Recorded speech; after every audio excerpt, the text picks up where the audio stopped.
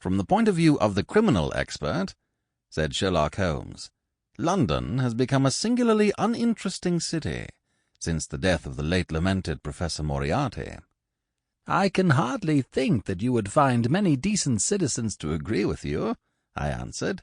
"Well, well, I must not be selfish," said he with a smile, as he pushed back his chair from the breakfast table. "The community is certainly the gainer, and no one the loser, save the poor out-of-work specialist, whose occupation has gone. With that man in the field, one's morning paper presented infinite possibilities. Often it was only the smallest trace, Watson, the faintest indication, and yet it was enough to tell me that the great malignant brain was there, as the gentlest tremors of the edges of the web remind one of the foul spider which lurks in the centre. Petty thefts, wanton assaults, purposeless outrage. To the man who held the clue, all could be worked into one connected whole. To the scientific student of the higher criminal world, no capital in Europe offered the advantages which London then possessed. But now he shrugged his shoulders in humorous deprecation of the state of things which he had himself done so much to produce. At the time of which I speak, Holmes had been back for some months, and I, at his request, had sold my practice and returned to share the old quarters in Baker Street. A young doctor named Vemmer had purchased my small Kensington practice, and given with astonishingly little demur the highest price that I ventured to ask, an incident which only explained itself some years later, when I found that Vemmer was a distant relation of Holmes, and that it was my friend that really found the money.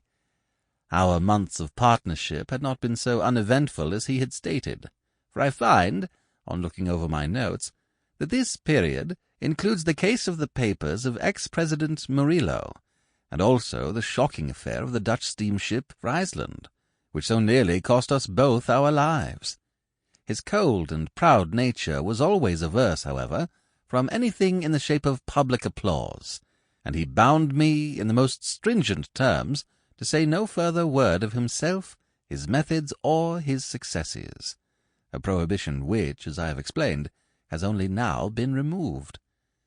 Mr. Sherlock Holmes was leaning back in his chair after his whimsical protest, and was unfolding his morning paper in a leisurely fashion, when our attention was arrested by a tremendous ring at the bell, followed immediately by a hollow drumming sound, as if someone were beating on the outer door with his fist.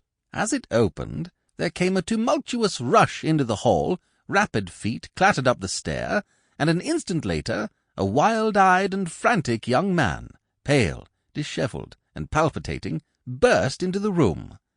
He looked from one to the other of us, and under our gaze of inquiry he became conscious that some apology was needed for this unceremonious entry. "I'm sorry, Mr. Holmes," he cried.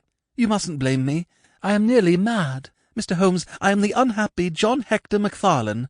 He made the announcement as if the name alone would explain both his visit and its manner, but I could see by my companion's unresponsive face that it meant no more to him than to me. "Have a cigarette, Mr. McFarlane," said he, pushing his case across. "I am sure that with your symptoms my friend Dr. Watson here would prescribe a sedative. The weather has been so very warm these last few days. Now, if you feel a little more composed, I should be glad if you would sit down in that chair and tell us very slowly and quietly who you are and what it is that you want. You mentioned your name as if I should recognize it, but I assure you that beyond the obvious facts that you are a bachelor, a solicitor, a Freemason, and an asthmatic, I know nothing whatever about you." Familiar as I was with my friend's methods, it was not difficult for me to follow his deductions, and to observe the untidiness of attire, the sheaf of legal papers, the watch-charm, and the breathing which had prompted them. Our client, however, stared in amazement. "Yes, I am all that, Mr. Holmes, and in addition I am the most unfortunate man at this moment in London.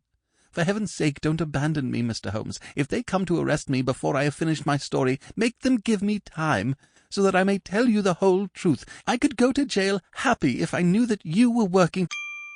Sample complete. Ready to continue?